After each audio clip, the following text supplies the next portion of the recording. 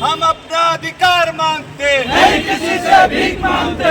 हम अपना अधिकार मुर्दाबाद, मुर्दाबाद मुर्दाबाद, अमित शाह मुर्दाबाद, मुर्दाबाद मुर्दाबाद। अमित शाह होश में आओ, होश में आओ, होश में आओ। वनवासी नहीं आदिवासी है, इस देश के मूल निवासी है, वनवासी नहीं आदिवासी है, इस देश के मूल निवासी है, वनवासी नहीं आदिवासी है, इस देश के मूल निवासी है, वनवासी नहीं आदिवासी है, इस देश के मूल निवासी है। वनवासी क्योंकि ये चाहते हैं कि हम वनों तक सीमित हो जाए, फिर ये जंगल काट दे और फिर आदिवासी भी खत्म हो जाएगा। क्योंकि ये हमारा जब पहचान खत्म कर देंगे, हमारी जमीन खत्म कर देंगे, तो हमारे लोग मजदूर के अलावा कुछ नहीं रह जाएंगे।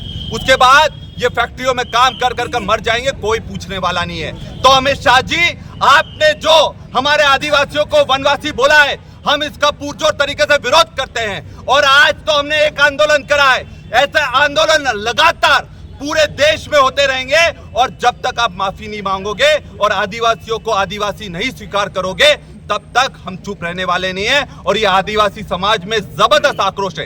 ये सिर्फ कांग्रेस पार्टी में आक्रोश नहीं है, पूरे आदिवासी समाज में आक्रोश है। क्योंकि ये यहाँ के जो मूल निवासी हैं, उनको मूल निवासी नहीं मानते हुए उनको वनवासी बोल रहे हैं, जो जंगल में रहने वाले बोल रहे हैं, जो जंगली है बोल रहे हैं। हम जंगली नहीं है, हम पढ़ लिख कर खुद डॉक्टर बने, सर्जन बने, कलेक्टर बने, आईपीएस बने, और आज हम लोग पूरे देश का मान रख रहे हैं। और ये हमको जंगली कहकर हम अपमान कर रहे हैं। तो अमित शाह जी, इस देश में इस तरह का जो आप वनवासी कहकर हमारा अपमान कर रहे हैं, वो नहीं चलेगा। आदिवासियों के से लगातार अत्याचार हो रहे हैं, क्या बोलेंगे? आज एनसीआरबी का डेटा है कि पूरे देश में सबसे ज्यादा आदिवासियों पर अत्याचार हो रहे हैं, तो वो मध्य प्रदेश में हो रहे हैं। और आज अगर मध्य प्रदेश में जहां सबसे ज्यादा जनसंख्या है, ये आदिवासियों को सुरक्षित नहीं रख पा रहे, तो आप सोच लो पूरे देश की क्या हालत होगी। इनके बड़े बड़े उद्योगपतियों के हाथों, कॉर्पोरेट के हाथों पूरे जंगल बिक रहे हैं। बिरसा मुंडा जी की जय बोलते हैं। बिरसा मुंडा जी वो थे जिन्होंने जमीन के लिए लड़ाई लड़ी, जमींदारों से लड़ाई लड़ी, अंग्रेजों से लड़ाई लड़ी।